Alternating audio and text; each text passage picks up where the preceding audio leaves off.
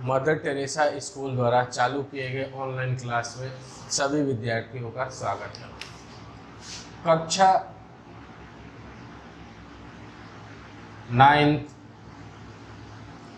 व 10th को संस्कृत अध्ययन करा रहा हूँ। कक्षा 9th व 10th को संस्कृत अध्ययन। संस्कृत में भी हमारा चल रहा है समास प्रकरण। संस्कृत में चल रहा है समास प्रकरणम, यानी हम समास के बारे में बात कर रहे हैं। समास में आपको समास का तीसरा भेद द्वंद्व समास करा रहा हूं। कौन सा भेद? तीसरा भेद चालू कराया हूं, जिसका नाम क्या है? द्वंद्व समास। आपको बता दिया द्वंद्व समास के भेद, नाम लिख करके बता दिया कि द्वंद्व समास दे दिया जाए। द्वंद्व समास के 3 भेद है।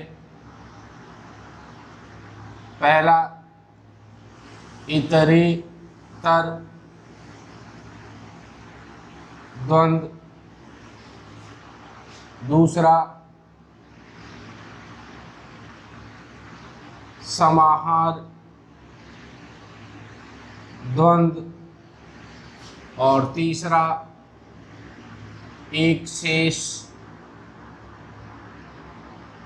द्वंद्व। आपको ये पहले ही बता चुका हूं कि द्वंद्व समास के मुख्य रूप से ये 3 भेद हैं। ये नाम हमें ध्यान होने अनिवार्य है। कौन सा? इतरेतर, समाहार और एक शेष। इसमें से आज पहला हम करेंगे नंबर 1 इतरेतर द्वंद्व समास। इतरेतर द्वंद्व समास के बारे में आज हम पढ़ेंगे। किसके बारे में पढ़ेंगे? इतरेतर द्वंद्व समास के बारे में पढ़ेंगे। तो इतरेतर द्वंद्व समास के उदाहरण कराऊं, आपको समझाऊं, इससे पहले इसके बारे में कुछ बातें जान लेते हैं। नंबर 1 पे इतरेतर द्वंद्व समास में क्या होता है? लिखेंगे इतरेतर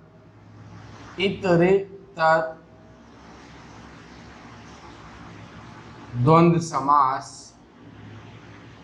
इतरेतर द्वंद्व समास के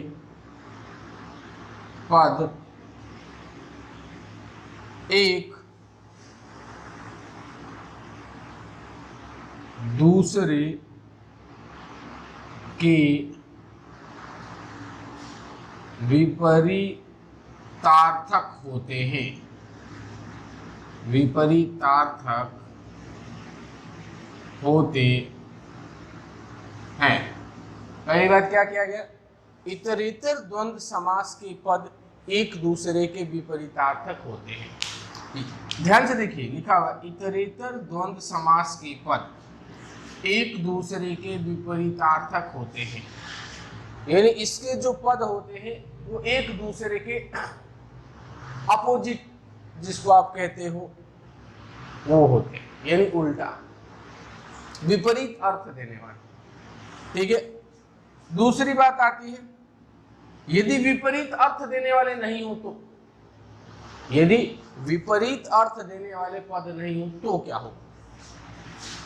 यदि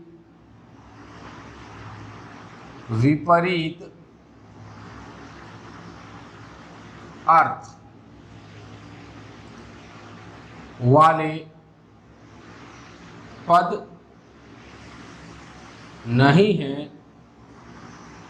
तो, यदि विपरीत अर्थ वाले पद नहीं है और इतरेतर द्वंद्व समास में आया हुआ हो तो क्या होगा? तो कहा जा रहा है यदि विपरीत अर्थ वाले पद नहीं है तो दोनों पदों का आपस में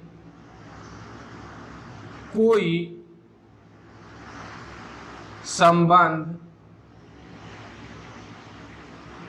होगा। यदि विपरीत अर्थ देने वाले नहीं है तो ऐसे परिस्थिति में, यदि विपरीत अर्थ वाले पद नहीं है तो ऐसे परिस्थिति में दोनों पदों का आपस में कोई संबंध होगा।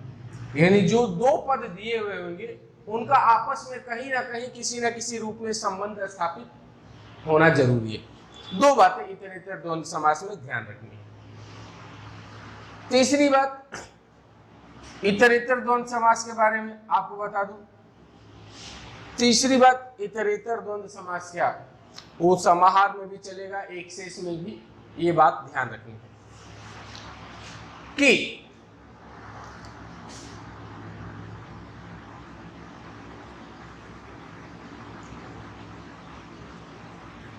विग्रह करते समय, विग्रह करते समय अंतिम पद के अनुसार,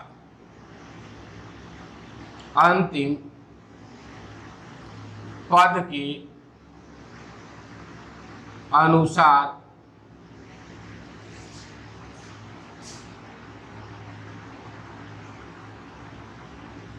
लिंग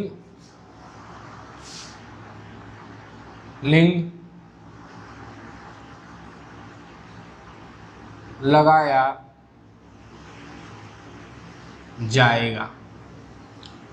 यानी मान लो ये बात आपको ऐसे लिखने से समझ में नहीं आ रही है, यहाँ पे लिखा हुआ कि विग्रह करते समय अंतिम पद के अनुसार लिंग लगाया जाएगा। इसका मतलब है कि मान लो अब ये देखो सीताराम, अब इसमें एक स्त्रीलिंग वाक्य है और एक पुल्लिंग वाक्य, तो हम इसको किसको मानेंगे, कौन से लिंग में ये वाक्य मानेंगे, स्त्रीलिंग कहेंगे या पुल्लिंग कहेंगे? तो वही कहा गया कि अंतिम वाक्य किसका है, अंतिम शब्द किसका है। सीतारामो, सीता च राम च, अंतिम में राम आ रहा है तो राम क्या है, पुल्लिंग है। यानी इसे वाक्य किसका माना जाएगा, पुल्लिंग का हम समझ के चलेंगे और उसके हिसाब से हम इसको हल करेंगे। ठीक है, ये तो हो गई इसके बारे में। इतरेतर समास, इतरेतर द्वंद्व समास के बारे में सामान्य बात है। ठीक है, अब इसको मैं मिटा देता हूं, इतरेतर द्वंद्व समास के बारे में जो लिखा हूं। अब इनके उदाहरण आपको करके बताया जा रहा है, ध्यान से देखिएगा, उदाहरण में हल करके बता रहा हूं। जैसे पहला उदाहरण है राम कृष्ण, पहला उदाहरण है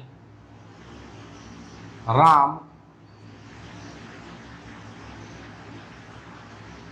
कृष्ण।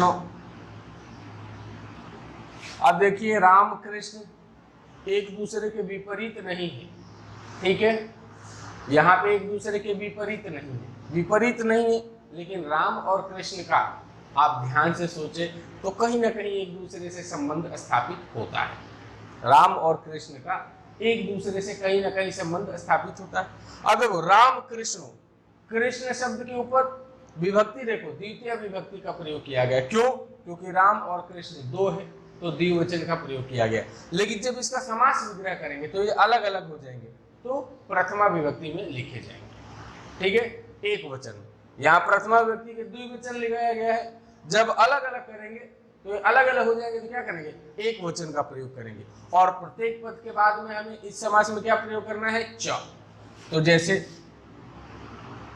राम एक है तो राम च, कृष्ण च, ये इसका क्या हो गया, समास विग्रह हो गया। अलग अलग कर दिए और बीच में च शब्द का प्रयोग कर दिए, तो राम च कृष्ण च। दूसरा उदाहरण आपको करके बता रहा हूं, उदाहरण नंबर 2 सीताराम, या दूसरा उदाहरण दिया सीताराम, सीता रामो। दूसरा उदाहरण दिया, यहां पे भी द्विवचन लगाया गया है, दोनों को अलग अलग करेंगे, सीता च राम च। ये क्या हो गया, इसका समास विग्रह। पहला समास विग्रह ये किए, दूसरा समास विग्रह ये कर दिया। अब तीसरा उदाहरण, तीसरा दिया है माता पितरों, माता पितरों, माता पितरों, इसको आप स्वयं करके देखिएगा। क्यों? क्योंकि थोड़ा सा अटके, इसलिए आपके लिए दिया कि देखता हूं आप ये कर पाते हैं या नहीं कर पाते। नहीं हो पाए तो अगले वीडियो से पहले इसके ऊपर कमेंट्स और जवाब दे देना, मैं करके बताऊंगा। ये इन दोनों के जैसे ही चलेगा। अब यहाँ पे एक अलग है थोड़ा, फल पुष्पाण चौथा, तो ये आपको मैं करके बता रहा हूँ, ये आपके लिए छोड़ा हूं एक उदाहरण, ठीक है, आप स्वयं कर लेना। अब फल पुष्पाण, फल पुष्पाण, आप ध्यान से देखें तो दोनों ही नपुंसकलिंग के शब्द है, फल और पुष्प, लेकिन फल पुष्पाण लास्ट वाले वाक्य में ध्यान से देखिए बहुवचन, यानी बहुत से पुष्पों के बारे में कहा जा रहा है। तो जब इनको अलग करेंगे तो दोनों में समान विभक्ति लगाई जाएगी, जो लास्ट में था वही। तो फलानि च पुष्पाणि च, इसका क्या हो गया? समास विग्रह हो गया। फलानि च पुष्पाणि च। अब उसके बाद नंबर 5 पे उदाहरण, धर्मार्थ काम मोक्ष, धर्मार्थ काम मोक्ष, ये दिया। इसको अलग अलग करेंगे तो धर्म च अर्थ च काम च मोक्ष च, ये इसका समास विग्रह हो जाएगा। यानी कहने का मतलब है कि पहली बात क्या हमें ध्यान देना है कि इसके उदाहरण एक दूसरे के विपरीतार्थक होंगे। यदि विपरीत अर्थ नहीं देने वाले हैं तो आपस में कोई ना कोई संबंध स्थापित होगा। समास विग्रह करते हुए सभी पदों में समान विभक्ति का प्रयोग करना है, ठीक है। जब समास विग्रह करना होगा तो एक वचन में जाएंगे, ठीक है, लेकिन जब समास विग्रह करके दे दिया जाएगा और उसको जोड़ना होगा तो ध्यान रहे, दो है तो द्विवचन में, दो से ज्यादा है तो उसको बहुवचन में, ठीक है। इस प्रकार से आपको बाकी और 2-3 उदाहरण जो छोड़ा हूं आपको हल करना है, समझने का प्रयास करना है। इतरेतर द्वंद्व समास आज मैं आपको करा दिया, कल मैं आपको समाहार द्वंद्व समास के बारे में बताऊंगा। आज के लिए इतना ही, धन्यवाद।